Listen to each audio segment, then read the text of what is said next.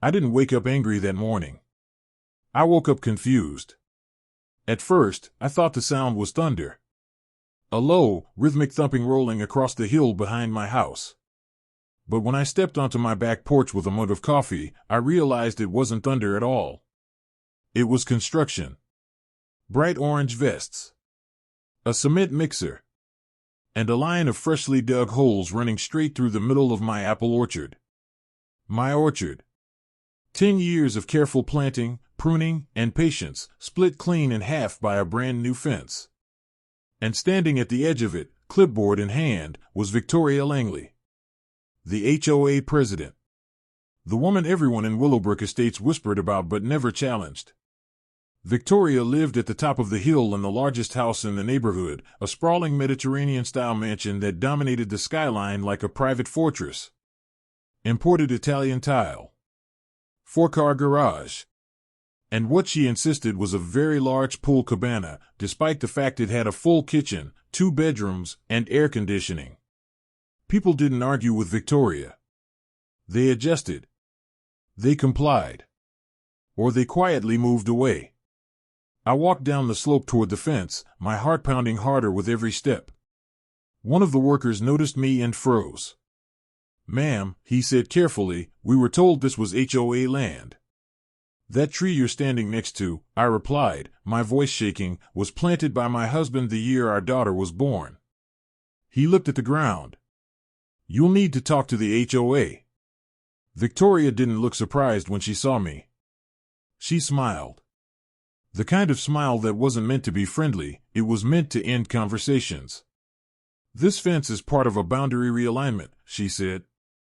"Approved by the board." "You're cutting through my property," I said. "That's my orchard." She tilted her head. "According to our records, it's not." I called the police. They arrived 20 minutes later, walked the line, pulled up county records, and quietly confirmed what I already knew: the fence was absolutely on my land. Then came the part that felt like a punch to the chest. "It's a civil matter," the officer said. "Without a court order, we can't force removal." Victoria appeared again the moment the patrol car left, as if she'd been waiting behind the hedges. She was dressed in tennis whites even though it was nearly 7 in the evening. In her hands was a neatly organized folder. She handed me a document. "Emergency HOA Boundary Adjustment Resolution," she said smoothly. "For the good of the community aesthetic." The paper looked official. Stamps. Signatures. Letterhead. But as I read it, something felt wrong. Before I became a public school teacher, I worked as a paralegal. And once you've handled real legal documents long enough, you develop a sixth sense for bad ones. The first red flag was the date. The resolution was dated 4 days earlier, but the concrete around the fence posts had already cured. That took at least a week.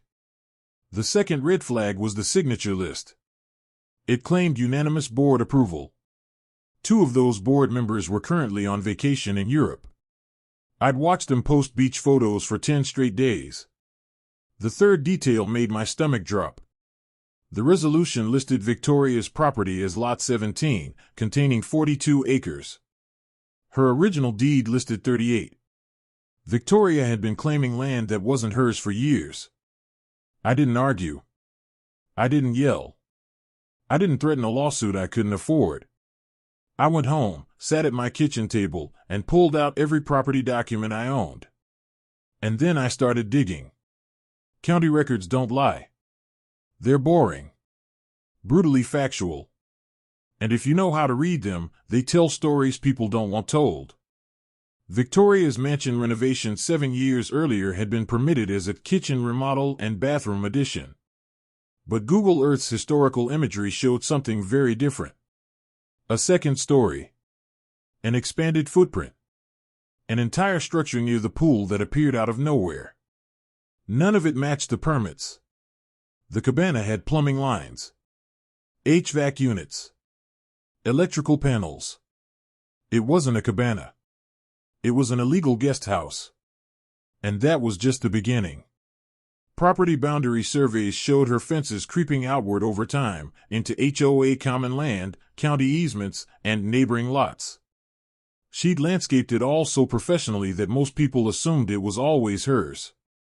She hadn't just stolen my orchard. She'd been stealing land from everyone. So I filed one form. A simple request with the county building department for a comprehensive inspection of Lot 17 due to potential permit violations and boundary encroachments. It took 15 minutes. It cost nothing. I attached satellite images, original permits, and photos of the fence cutting through my trees. 3 days later, the county showed up. Lead Inspector Robert Mills stepped out of the truck first. Gray hair. Sun-worn face. Clipboard thicker than a dictionary. He took one look at the mansion and sighed. "I hate these," he muttered. "People think money replaces permits." The inspection lasted 8 hours. Victoria started confident. She ended panicked.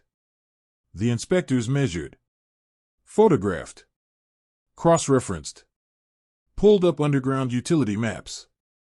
By hour 3, they'd confirmed over 2,000 square feet of unpermitted living space.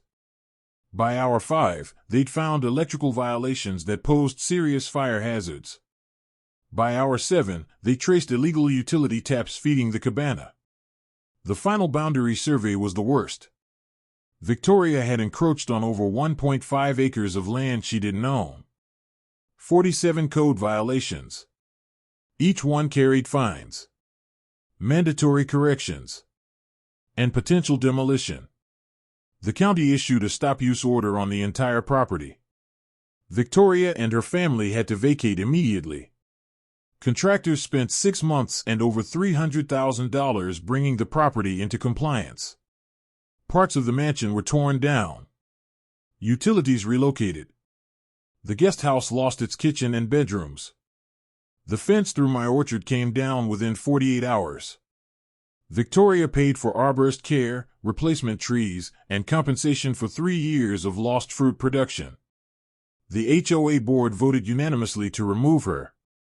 A forensic audit revealed she'd been using HOA funds to pay for personal legal fees. Civil charges followed. The apple trees recovered beautifully the next spring. Every Christmas since, I send Victoria a small jar of homemade apple butter. No note. No message. Just a reminder. Power doesn't come from fences or forged documents. It comes from knowing the rules and letting them work for you.